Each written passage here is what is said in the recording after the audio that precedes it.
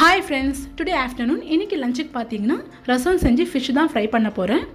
ரசத்துக்கு பார்த்தீங்கன்னா 1 ஸ்பூன் மிளகு, 1 ஸ்பூன் ஜீரகம், ஒரு பச்சை மிளகா, கொஞ்சம் கருவேப்பிலை, ஒரு மீடியம் சைஸ் தக்காளி வந்து மிக்சியில் போட்டு நல்லா அரைச்சிக்கோங்க.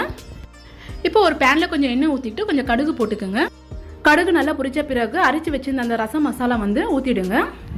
இப்போ பார்த்தீங்கன்னா உப்பு, மஞ்சத்தூள் ரெண்டுமே வந்து ஆட் பண்ணிவிட்டு நல்லா வதக்கிக்குங்க.